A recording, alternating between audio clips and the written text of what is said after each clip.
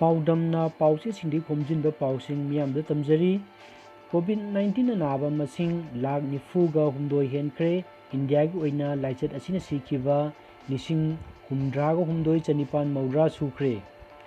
Manipur corona virus case नौने हेंगलकपा थेंगनरबसु लाइचत असिना नाबगी फरक्तुना discharge तौखिबा अपुनबा मसिंग लिसिंग मंगागा Chamari मरफु मरी यौदुना नाबा फबगी सांग चादा हुमद्रागा तरुक दशमिक अमा मरी यौरे लाइचत असिगा मरी लेनना सिखिबा मसिंग कुंथ्रागा मापन सुरे हौजिक अनाबा लिसिंग अमगा चाट्रुक हुमद्रागा मापन लाइकनरी ngasi ayuk phawbada imphal west ki kumathoi imphal east ki kunga taret thobal taraga taret bisnupur tara mari kaksing ani jiribam manga none ama tamenglong ama ukul ani chusampur ahum aduga security personnel ani punna positive oiba masing maudraga tarukni masi nataba tongan ba lab sing da sathakiba test sing da punna nifu hen positive ओइबा थेंगनकी हाइरे हौजिकसु मखाताना test तौबगी थबक सथरिबना positive ओइबा मसिंग हेंगलखिगनी हाइना पानरी लेबाग असिगी ओइना हौखिबा पुंग कुनमरी सिदा नौना कोरोना वायरस नाबा मी योय मरफुगा लिसिंग मरफुगा मापन चात्रे सुमतरु थेंगदुना अपुनबा अनाबा मसिंग असि लाख निफु हुमदोगी मथक्ता लेख्रे हाइना यूनियन हेल्थ मिनिस्टरगी वारोल अमना हाइरे हौजिक लेना असिना नाबा अपुनबा मसिंग लिसिंग निफुगु हुमदोय लाख निफुगु हुमदोय लिसिंग हुमद्रा चामगा कुनगा निपान यौदुना मालेमगी लाइचत असिना हेंजिनना सोक्सिन हल्लबा लेबाक सिंगी अनिसुबा मफमदा लेरे हाइरी लाइचत असिगा मरी लेनना हौकिबा पुंग कुनमरी असिदा मियोय लिसिंग अमगा चामगा तरामंगा सिखी मसी थारगा हौजिक फावबदा पुनबा मियोय लिसिंग हुमद्रागा हुमदोय चनिपान मौद्रा सुरे हौजिक फावबदा लाइचत असिना नाबदगी फगलखिबा मसिंगना लाख कुंथ्रा हुमदोय रोमनी फगलकपगी चांग असि चादा हुमद्रागा हुमतरेत दशमिक अहुम अनीनी इंडिया असि हौजिक रशियाना साबा स्पुटनी कोरोना वायरस वैक्सीन सागदौरी वैक्सीन असि अगस्त 13 दा रशियन हेल्थ मिनिस्टरना रजिस्टर तौख्रबनी मॉस्कोदा बेस तौबा Gamaleya research institute of epidemiology and microbiology साबनी मदुगा फेज 2 की क्लिनिकल ट्रायल मियोय हुमद्रागा तरुक्ता चथख्रबनी हाइना रिसर्च तुगी मतुंग इना हाइरी ट्राइबल स्टूडेंट यूनियन मणिपुर की जनरल असेंबली की मिफम अमा था सी तरेता लंफेलदा लेबा मार्क कम्युनिटी हॉल दा पांगथोखिबा मिफमना हौखिबा इंकुमजा लिसिंग अमा समापन अगस्त की तांग 12 दा अंसुम अंसम अमसुम KSO general headquarters chief minister conference hall दा ऑर्गेनाइजेशन असिगा यानखिबा मखोयगी चार्टर ऑफ डिमांड सिंग थबक ओइना पांगथोक्त्रबदी था असि 13 दगी पुंग निफुनुपान की ईस्टर्न स्टेट बन तौरगनी हाइना अंसुम की soul Amna हाइरी charter of demand दा हाइरिबा सिंगी डिस्ट्रिक्ट सिंदा बेड सेंटर हांगदोकपा तमेंगलोंग अमसुंग सेनापति दा लेबा लैंगा के कॉलेज सिंग साइंस स्ट्रीम हांगदोकपा असिना चिंबा डिमांड किया याउरी केंद्र MLA पीसा की स्कोट ओइबा अनिसुबा IRB पर्सनल अमा कोविड-19 पॉजिटिव ओइबदगी डिस्ट्रिक्ट असिगी डिप्यूटी कमिश्नर नीता आरामबम हाइरिबा पर्सनल असिन लेबा मफमसिंग कंटेनमेंट मेजर लोखतपा ओइना कंटेनमेंट जोन नसी लाउथोख्रे DC की ऑर्डर असिगी मतुंगिना शेड्यूल असिदा अथिंगबा थमख्रे अहानबगी शेड्यूल दा स्कोट पर्सनल असिना मथौ तौरिबा मफम मोइरांग फाइरेनबम वार्ड नंबर 5 अमसुंग 6 की अकोइबदा मी चंगबा थोकपगी अथिंगबा थमख्रे अनिसुबा शेड्यूल दा पर्सनल अदुगी मयुम क्वाक्ता खुमनदगी वार्ड नंबर 3 बिष्णुपुर डिस्ट्रिक्ट नि अवांग लंबी पर्सनल असिगी युमगी अकोइबदा कंटेनमेंट जोन लाउथोख्रे अमरोमदा DC निताना अरामबमना थोरपो ऑर्डर अमना बिष्णुपुर SP ऑफिस ता लैरिबा ट्रोंगलाउबी अवांग लैकाई BDF पर्सनल अमा कोविड-19 पॉजिटिव ओइबदगी महांग लैरिबा ट्रोंगलाउबी अवांग लैकाई बिष्णुपुर की अकोइबदा कंटेनमेंट जोन लाउथोक्तुना मफम अदुदा मी चंगबा थोकपगी अथिंगबा थमले हाइना लाउथोख्रे DC की ऑर्डर असिगी मतुंगिना कनागुमना अथिंगबा सिगी मायोक्ता लैरबदी आयन की IPC सेक्शन 188 की मतुंगिना चेराक फंगनी हाइरी मणिपुर की चीफ मिनिस्टर एन बीरेन हाइख्रे बीजेपी ना लुचिंग सरकार असी ꯑꯩꯒꯤꯗꯤ ꯂꯤꯗꯔꯁꯤꯞ ꯀꯟꯗꯕ ꯌꯥꯗꯦ ꯍꯥꯏꯗꯨꯅ MLA 8 ꯔꯤꯖꯥꯏꯟ ꯇꯧꯕꯁꯤ ꯃꯅꯤꯄꯨꯔꯒꯤ ꯏꯇꯤꯍꯥꯁꯇ ꯑꯍꯥꯟꯕ ꯑꯣꯏꯔꯒꯅꯤ꯫ ꯋꯥꯐꯝ ꯑꯁꯤ ꯉꯁꯤ ꯋꯥꯡꯖꯤꯡ ꯇꯦꯟꯊꯥ ꯀꯦꯟꯗ꯭ꯔꯒꯤ MLA ꯄꯥꯎꯅꯝ ꯕ꯭ꯔꯣꯖꯦꯟꯒꯤ ꯑꯍꯥꯟꯕ ꯕꯥꯏ ꯏꯂꯦꯛꯁꯟꯒꯤ ꯀꯦꯝꯄꯦꯟ ꯁꯥꯐꯝ ꯀꯝꯃꯨꯅꯤꯇꯤ ꯍꯣꯜꯗ ꯄꯥꯡꯊꯣꯛꯄꯗ ꯃꯍꯥꯛꯅ ꯐꯣꯡꯗꯣꯛꯈꯤꯕꯅꯤ꯫ ꯃꯍꯥꯛꯅ ꯃꯈꯥ ꯇꯥꯗꯨꯅ ꯄꯥꯜꯂꯤꯕ ꯁꯔꯀꯥꯔ ꯑꯁꯤ ꯇꯣꯉꯥꯟꯕ ꯄꯥꯔꯇꯤꯗ ꯄꯨꯟꯁꯤꯜꯂꯒ ꯁꯦꯝꯕꯅ ꯀꯔꯤꯒꯨꯝꯕ ꯃꯇꯝꯗ ꯃꯣꯠ ꯈꯦꯠꯅꯕ ꯌꯥꯎꯔꯛꯄꯅ ꯊꯕꯛ ꯇꯧꯕꯗ ꯑꯋꯥꯕ ꯀꯌꯥ ꯃꯥꯌꯣꯛꯅꯈꯤ꯫ ꯍꯟꯗꯛ ꯔꯥꯖ꯭ꯌ ꯁꯚꯥꯒꯤ ꯏꯂꯦꯛꯁꯟꯗ ꯏꯅꯤꯡꯊꯧꯕ ꯃꯤꯔꯦꯞ ꯑꯣꯏꯕ ꯌꯥꯔꯣꯏ ꯍꯥꯏꯗꯨꯅ ꯃꯅꯨꯡ ꯃꯄꯥꯟ ꯀꯌꯥꯗꯒꯤ ꯑꯀꯟꯕ ꯄ꯭ꯔꯦꯁꯔ ꯄꯤꯔꯛꯄꯗ ꯃꯁꯤꯕꯨ ꯀꯟꯅꯕꯒꯤꯗꯃꯛꯇ ꯀꯪꯒ꯭ꯔꯦꯁꯀꯤ MLAꯁꯤꯡꯅ ꯁꯄꯣꯔꯠ ꯇꯧꯔꯛꯈꯤꯕꯁꯤꯡ ꯂꯩꯕꯥꯛ ꯑꯁꯤꯕꯨ ꯀꯟꯅꯕ ꯑꯀꯟꯕ ꯈꯣꯡꯖꯪ ꯑꯃꯅꯤ꯫ MLA 8ꯅ ꯔꯤꯖꯥꯏꯟ ꯇꯧꯗꯨꯅ ꯁꯔꯀꯥꯔ ꯑꯁꯤꯕꯨ ꯊꯕꯛ ꯇꯧꯕ ꯉꯝꯍꯟꯅꯕ ꯍꯣꯠꯅꯕꯁꯤ BJP ꯄꯥꯔꯇꯤꯅ ꯃꯈꯣꯏꯒꯤ ꯑꯉꯝꯕ ꯊꯥꯛꯇ ꯃꯈꯣꯏꯒꯤ ꯀꯦꯟꯗ꯭ꯔꯒꯤ ꯑꯋꯥꯠ ꯑꯄꯥꯁꯤꯡ ꯃꯦꯟꯈꯠꯅꯕ ꯑꯩꯍꯥꯛꯅ MLA ꯑꯣꯏꯔꯒꯅꯤ ꯍꯥꯏꯔꯤ꯫ ꯄꯣꯂꯤꯇꯤꯀꯦꯜ ꯍꯥꯏꯕꯁꯤ ꯑꯩꯍꯥꯛꯇꯤ ꯍꯨꯟꯕ ꯄꯥꯝꯗꯦ꯫ ꯑꯩꯗꯤ ꯂꯥꯏꯔꯕ ꯄ꯭ꯔꯖꯥꯁꯤꯡ ꯊꯕꯛ ꯇꯧꯍꯟꯅꯤꯡꯏ꯫ ꯂꯥꯌꯦꯡꯕ ꯉꯝꯗ꯭ꯔꯕ ꯆꯥꯅꯤꯡꯉꯥꯏ ꯂꯩꯇ꯭ꯔꯕ ꯀꯌꯥꯕꯨ ꯀꯣꯛꯍꯟꯅꯕ ꯊꯧꯔꯥꯡꯀꯌꯥ ꯄꯥꯏꯈꯠꯂꯦ꯫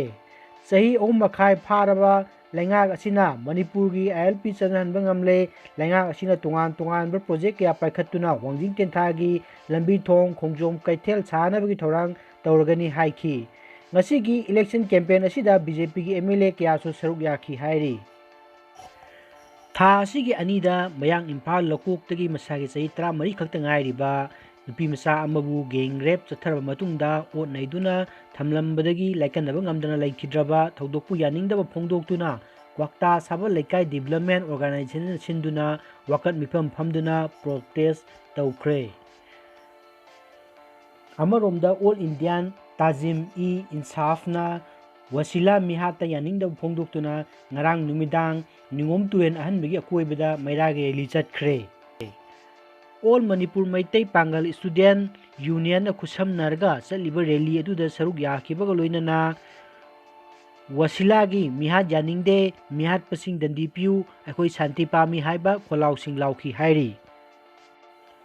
ꯁꯕꯃꯤꯁꯟ ꯑꯣꯐ ꯑꯦꯒ꯭ꯔꯤꯀꯜꯆꯔꯦꯜ ꯃꯦꯀꯥꯅꯥꯏꯖꯦꯁꯟ 2020-21 ꯃꯁꯤꯒꯤ ꯃꯈꯥꯗ ꯉꯁꯤ MS Saikhom tractor sales and services centre ꯕꯤꯁꯅꯨꯄꯨꯔꯅ ꯄꯨꯟꯅ ꯂꯧꯃꯤ 33ꯇ ꯇ꯭ꯔꯦꯛꯇꯔ 8, ꯔꯤꯄꯔ 13 ꯑꯃꯗꯤ ꯃꯤꯅꯤ ꯔꯥꯏꯁ ꯃꯤꯜ 13 ꯑꯍꯥꯟꯕ ꯐꯦꯖꯒꯤ ꯑꯣꯏꯅ ꯌꯦꯟꯊꯣꯛꯈ꯭ꯔꯦ ꯍꯥꯏꯔꯤ꯫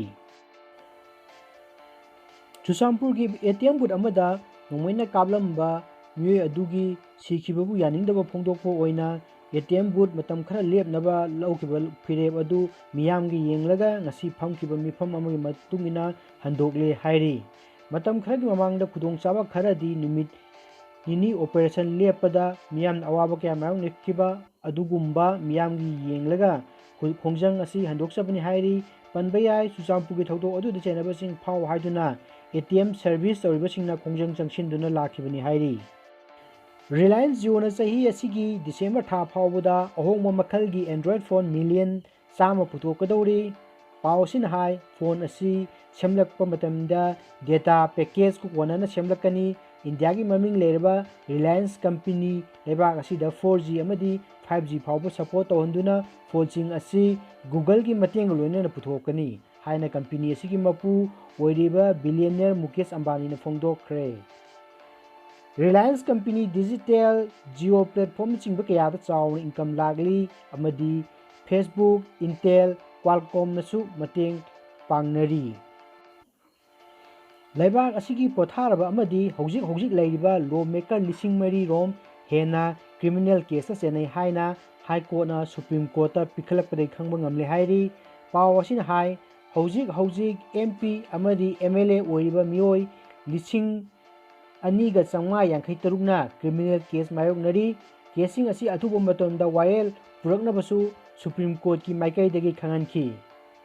ꯀꯦꯁ ꯑꯃꯗꯒꯤ ꯍꯦꯟꯅ ꯆꯦꯟꯅꯕ ꯂꯣ ꯃꯦꯀꯔꯁꯤꯡ ꯀꯌꯥꯁꯨ ꯌꯥꯎꯔꯤ ꯍꯥꯏꯔꯤ ꯍꯥꯏ ꯀꯣꯔꯠꯇꯒꯤ ꯄꯤꯈꯠꯂꯛꯄ ꯔꯤꯄꯣꯔꯠ ꯑꯗꯨꯗ ꯄꯜꯂꯤ꯫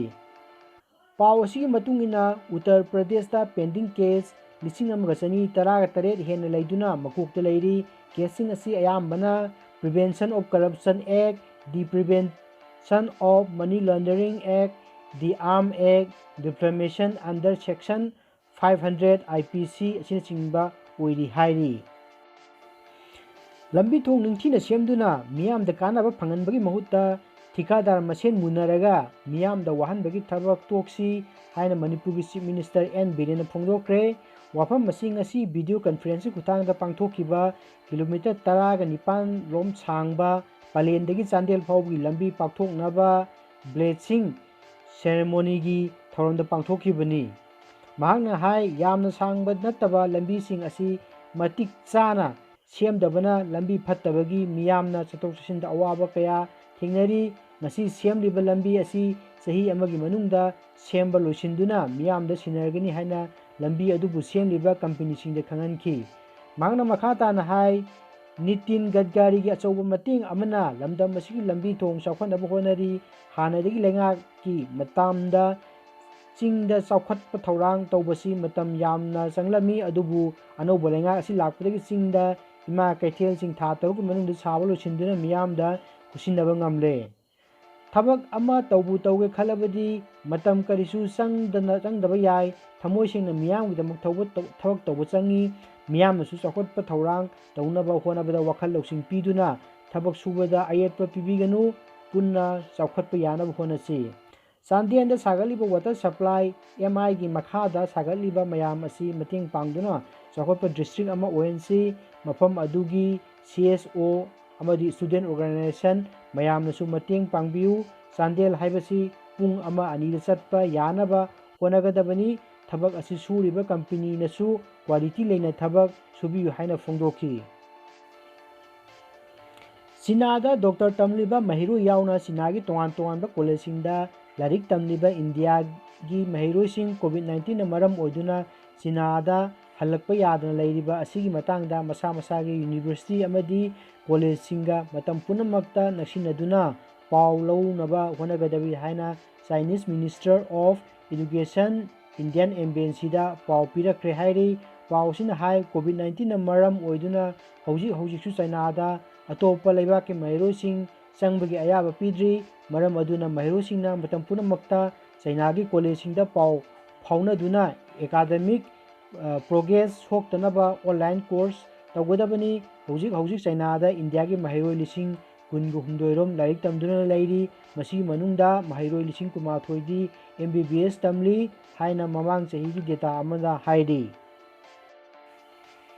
सोशल मीडिया दा पाउलाना संदोलिबसिंग एडमिन सिंगना थौदांग पुगदबनी सोशल मीडिया दा एडमिन सिंगना कोविड-19 की मनुंगदा अरानबा पाउ संदोलिबसि मसा मसा थौदांग पुगदबनी हाइना पंचकुला पुलिस ना चेरोल अमा थोखरे चेरोल अदुना हाई लाइसेंस मनुंगदा व्हाट्सएप असिंग सोशल मीडिया दा साइट कयादा अरानबा पाउ पाखतपा याबा पाउ कया लेपतना संदुरगली मसी थोलकपा थौदोकसिंग मेसेज अदुबु थारिबा मियोय अमदी एडमिन अदुना थौदांग पुजगदबनी अरानबा मेसेज कया सिंग मरम चादना मियोय बक्यादा अवाबा मायोक नहले हाइरी असिगुमरा मेसेज थारिबा मियोय अदु